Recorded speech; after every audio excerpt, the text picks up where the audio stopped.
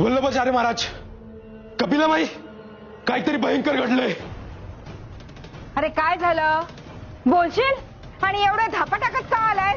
कपिलामाई, आपलं काल रात्रीचं काम फसलंय. फसले म्हणजे काय? काय झालं ते स्पष्ट बोल. आज पहाटे मी अवंतीचं घर पाहायला गेलो होतो. तिथे मी पाहिलं की. काय पाहिलंस? अरे तोंड उघड ना. अवंती, तिचे आई वडील सगळे जिवंत आहेत.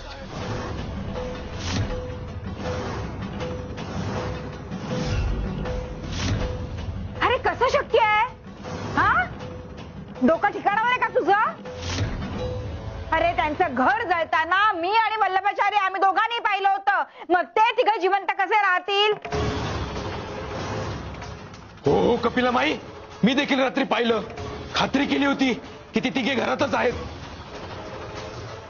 पण आज पहाटे जेव्हा मी त्यांना पाहिलं तेव्हा ते ठणठणीत जिवंत होते. आणि एवढंच नाही, एवढंच नाही तर मग आणखीन काय अजून? त्यांचं देवघर, स्वामींच्या चरण पादुका जशाच्या तशा होत्या.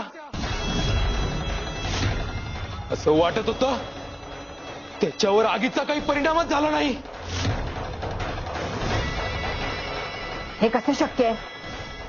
अख्खं घर जळून बेचिराख झालंय. मग ते तिघं कसे जिवंत राहिले? ते मला नाही माहित, पण हे सर्व पाहून माझ्या अंगावर तर शहाराच आला.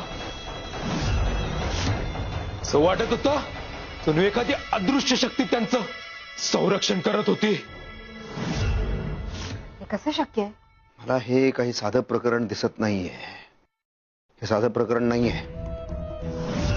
फक्त हे प्रकरण आपल्या अंगावर शेकू नये म्हणजे झालं. मला तर असं वाटतंय दैवी हस्तक्षेप आहे हा. अरे कसला हस्तक्षेप? हे सगळं त्या बुवाने आणि त्या अवंतीने जुळवून आणलेलं आहे. पण आम्ही त्यांचा हा डाव मोडून पाडणार. त्यांचं पितळ सगळ्यांसमोर उघडं करणार.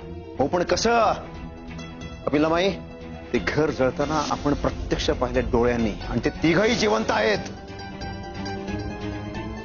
मला असं वाटतंय आपण ह्या क्षणी 2 पावलं मागे यायलाच हवं. म्हणजे आपल्याला पुढची लांब उडी घेता येईल. ए भित्र्या आहेस तू?